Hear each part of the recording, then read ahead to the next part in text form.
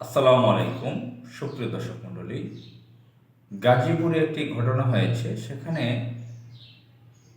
আওয়ামী লীগ সন্ত্রাস আকামা মোজাম্মেল হক তার বাড়িতে হামলা চালিয়েছে বিক্ষুব্ধ জনতা, যারা বিপ্লবী ছাত্র জনতা জুলাই আগস্ট অভ্যুত্থান ঘটিয়েছে, জুলাই আগস্টে বিপ্লব ঘটিয়েছে, দেশকে রক্ষা করেছে। সেই তরুণদের একটি অংশ আকামা মোজাম্মেল হকের বাড়িতে হামলা চালিয়েছে। আকামা মোজাম্মেল হককে আপনারা চিনেন, একজন সন্ত্রাস, একজন কিলার। অবৈধ সরকারের থেকে আওয়ামী লীগ সন্ত্রাসী বাহিনী ইন্ডিয়ার বিভিন্ন কৌশলে বাংলাদেশের রাষ্ট্র ক্ষমতা তারা দখল করতে সক্ষম হয়েছিল। কুকৌশলে প্রতিবেশী দেশ ইন্ডিয়া তাদের পরিচালিত সন্ত্রাসী সংগঠন আওয়ামী লীগকে রাষ্ট্র ক্ষমতায় আনতে পেরেছে। কয়েকবার তারা অবৈধভাবে রাষ্ট্র ক্ষমতায় দখল ছিল। এই অবৈধভাবে ক্ষমতায় থাকাকালীন এই আকামা মোজাম্মেল মুক্তিযুদ্ধ বিষয়ক মন্ত্রণালয়ের মন্ত্রী ছিল। পরপর 3বার মন্ত্রী এই পর্যায়ে 3বার ছিলেন তিনি। তো তার বাড়ি গাজীপুরের জয়দেবপুর, সেখানে তার বাড়িতে হামলা করেছে বিক্ষুব্ধ জনতা। এটা অত্যন্ত স্বাভাবিক।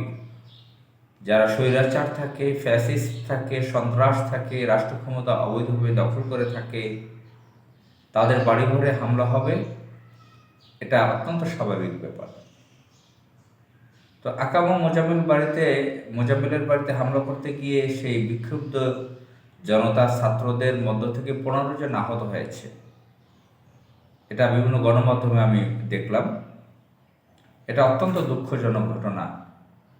জুলাই আগস্ট বিপ্লবের পরেও কিভাবে আওয়ামী সন্ত্রাসরা দেশপ্রেমিক জনতার উপরে, ছাত্র জনতার উপরে হামলা করতে পারে, এই দুঃসাহস তাদেরকে কে দিয়েছে? গাজীপুর এমন একটা জায়গা, আমি সেখানে থেকেছি প্রায় 6 বছর। গাজীপুরের মানুষদের অধিকাংশই হচ্ছে অনেক লোকরাই হচ্ছে একটু দালাল টাইপের। তারা বলবো না, অনেক ভালো মানুষ আছেন সেখানের মানুষজন অন্য জেলার মানুষদেরকে বিদেশি বলেন, এই স্বভাব তাদের রয়েছে।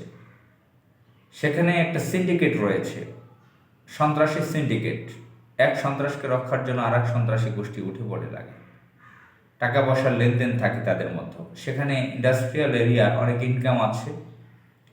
তো বিভিন্ন টাকা পয়সা বিভিন্ন পেটে যায়, বিভিন্ন ভাগে পড়ে। তো তারা সন্ত্রাসী সাম্রাজ্য রক্ষার জন্য একে অপরকে সহযোগিতা করে।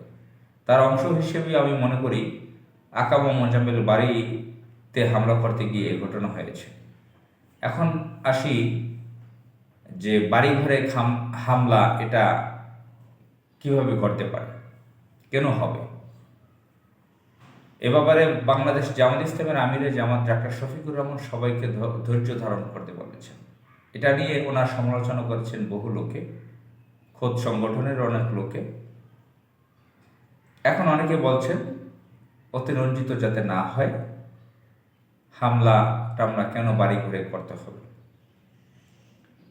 আচ্ছা, এ একটা প্রসঙ্গ গেল। আরেকটি প্রসঙ্গ আমি বলছি, এ হচ্ছে যারা ভদ্রলোক, যারা বেশি জ্ঞানী, সিনিয়র সিটিজেন, বড় বড় পলিটিশিয়ান, ঠান্ডা মাথার, তাদের কথা।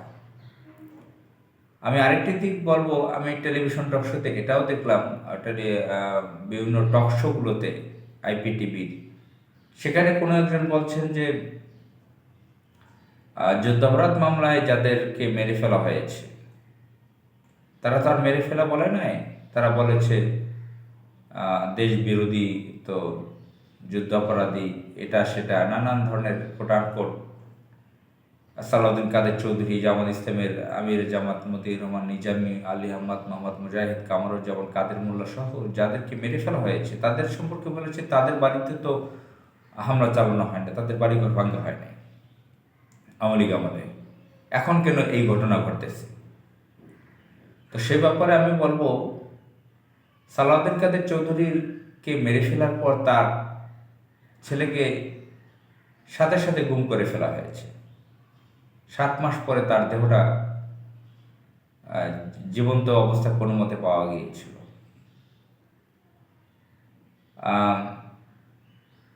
তারপরে গোলাম আজম সাহেবের তাকে তো মেরে ফেলা হলো হাসপাতালে, পিজিতে। তার ছেলেকে গুম করে ফেলা হলো। শত শত লোককে গুম করেছে তারা।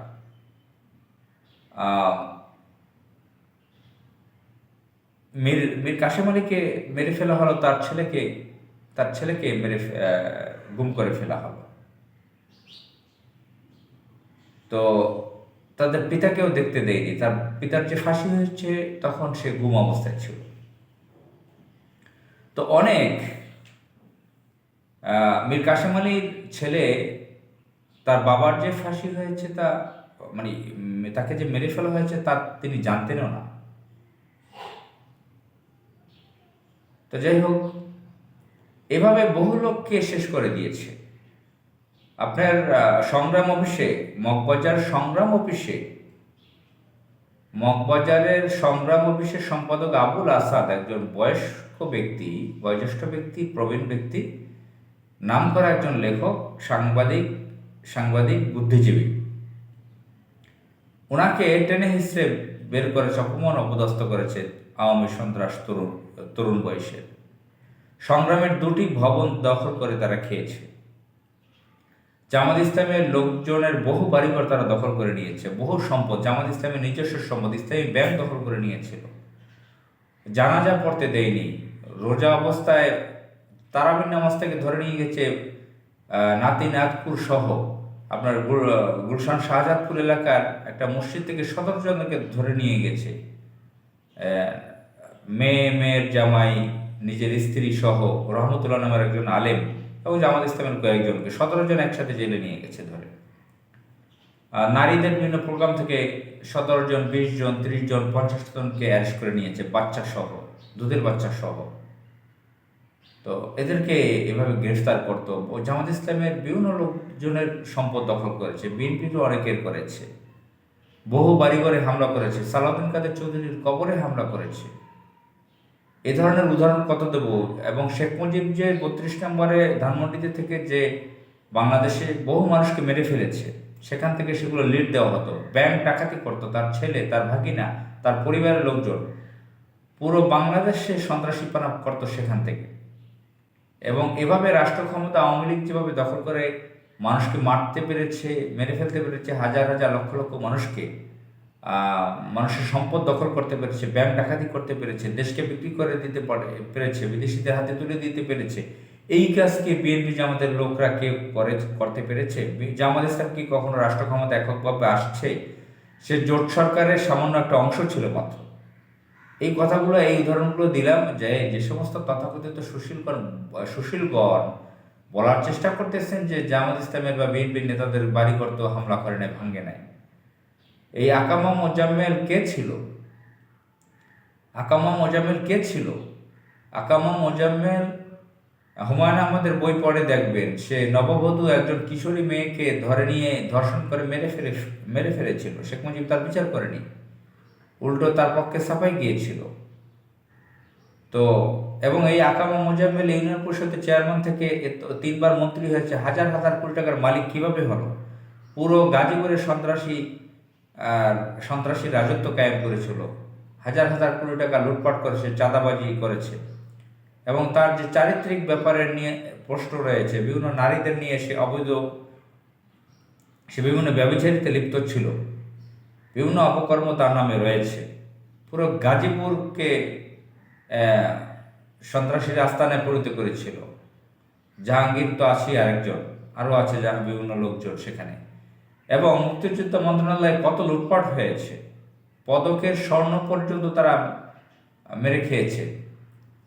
তো নানান জালিয়াতি, প্রতারণা, চাঁদাবাজি, ধর্ষণ সহ নানান অপরাধে জড়িত এই আকামা মোজাম্মেল।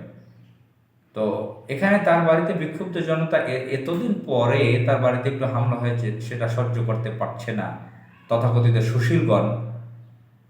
তা এতগুলো ব্যাখ্যা এই জন্য দিলাম, ব্যক্তিগতভাবে আমি নৈরাজ্য করা চাই না, কোনো বসত বাড়িতে মানুষের, নিরীহ মানুষের উপর হামলা হোক, এটা আমি চাই না। কিন্তু যে স্থাপনাগুলো রয়েছে যেখানে মানুষ নেই, হাজার হাজার কোটি টাকা লুটপাট করে বড় বড় রাজপ্রাসাদের মতো তৈরি করে রেখেছে, সেখানে থেকে বিভিন্ন অন্যায় অত্যাচার করতো, সেই খালি বাড়িগুলো যদি বিক্ষুব্ধ জনতা ভেঙে ফেলে, সেটাতে তো খুব বড় ধরনের কোনো অপরাধ না। তারা তো পালিয়ে গেছে এবং কানাডাতে তাদের বাড়ি রয়েছে, যুক্তরাজ্যে, ইউরোপের, আমেরিকার বিভিন্ন দেশে তাদের শত শত বাড়ি রয়েছে। এক জাভেদ চৌধুরীর প্রায় 700-র মতো বাড়ি রয়েছে, 700-র উপরে ইউরোপ আমেরিকাতে। তো শেখ হাসিনা পরিবার, আওয়ামী গুন্ডা সন্ত্রাসীদের পরিবারের সদস্যদের ইউরোপ আমেরিকার শত শত হাজার হাজার বাড়িঘর রয়েছে। ব্যাংক ডাকাতি করে তারা সেখানে নিয়ে গেছে, সম্পদ ডাকাতি করে দেশের সম্পদ নিয়ে গেছে বিদেশে। এই দু চারটা স্থাপনা ভাঙ্গায় এত কষ্টটা আপনাদের কিভাবে লাগতে পারে? আসসালামু আলাইকুম।